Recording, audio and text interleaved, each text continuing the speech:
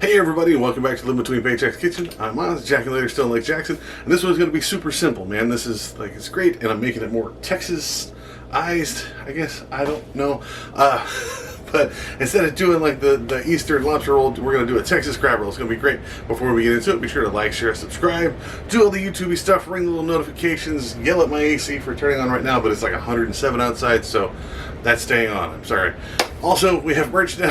See what they do. Click the link, check out our stuff. It's really cool. We're a small business. We appreciate it. And let's get into this one. No cooked food. This is going to be great. Let's do it. Alright, this isn't a lot of stuff. This is going to need some celery, get the nice soft stuff from the inside. You're going to want like 2 of the green onions here, which is nice, or you can get chives as well. 1 jalapeno. You're going to need the juice of 1 lemon. You can get the juice, I guess, but the lemon's better. You're going to want some butter. Hopefully it's softened. You want these thawed out. Some crab. You can find lobster. It does pretty much the same thing. Just 1 pound of that. You want to get some of these rolls. I got these for about 65 cents because they were day old at the bakery. You're going to want salt. Doesn't have to be the fancy salt. And pepper, and that's going to be to taste. I'm adding some chipotle stuff to add a little spice because, you know, Texas, whatever. Optional, but with the other jalapeno, you don't need it. And then mayo, man. Mayo is like your base thing. You're going to be making all right, wash your vegetables first and foremost, and then you're gonna have to cut these up. Basically, you're just making like a crab salad, like if you were making tuna salad stuff. So your celery, you're gonna cut it up after it's cleaned. Go ahead and you can leave the leaves on. I don't mind because it adds just a little bit of texture that I actually really like.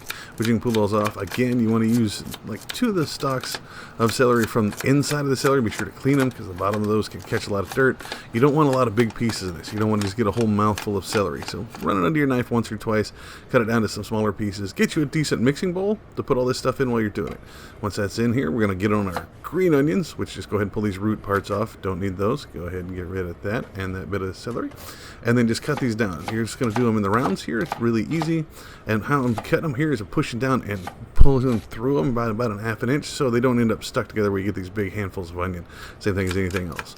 You can kind of see here at the end some of the soft ones I didn't push, I just cut, and you can kind of see that stem that's stuck together. So I had to go back over it. But that's what I was talking about. So add those in there. Now it's time for your jalapeno. Be careful with this. Cut off the stem. You don't need that. We're going to just split it from top to bottom. Be careful. You got that really sharp knife. Shout out to Andy for that. Thank you. And you want to pull out the vein and all the seeds. Now you can just reach in with your hand to do it, or you can get you a fine knife or a sharp knife and pull that out. But just rip out the veins, knock out the seeds, and you're ready to start slicing that up, right? Do it both sides, okay? Now lay them down here. I'm just going to give them a rough cut. Now again, you want, the jalapeno taste is going to be in everything, which is pretty cool because it's, oil. So now you get that. Just cut it back the other way. Just kind of get it some smaller pieces because again, you don't want just a mouthful of one ingredient, okay? So once you get that down, put it in there.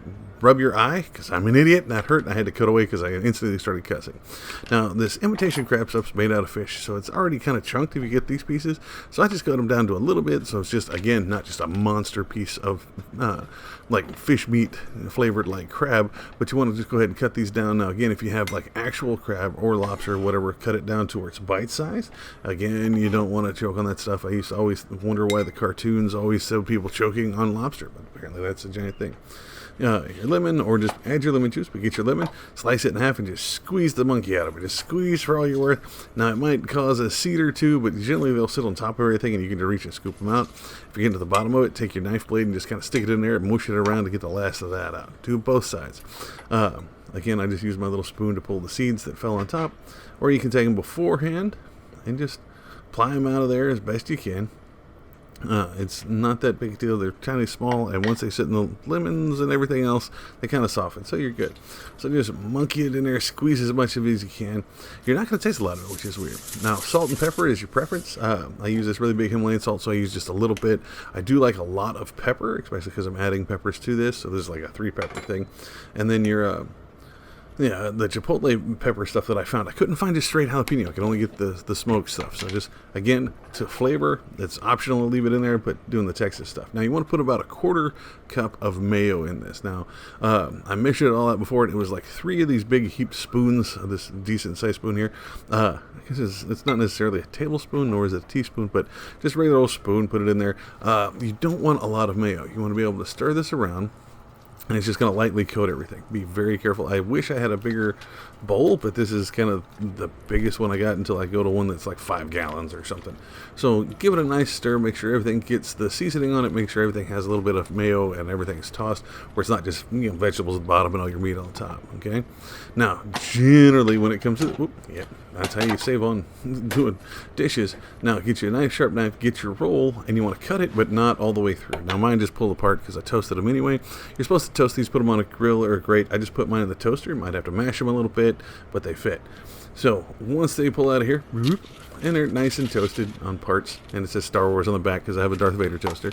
So once you get that, you want to get that softened butter, which I keep my apartment very cold, so the butter doesn't soften very much, but I could have just taken outside for a 3-minute walk at 107 degrees. But just kind of smear it on here. But if you don't have softened stuff, you can use a butter spread, right? Apparently this is a giant thing for all the sandwiches overseas. Like all my friends in England and stuff always tell me, like, hey, why don't you guys butter your sandwiches? Which I thought the Americans were supposed to be the heavy guys. Whatever. So once you get those nice and buttered, just go ahead and scoop this on here. You don't want to put too much. Generally, that's why I try to keep it like a little flap so it'll hold it really well.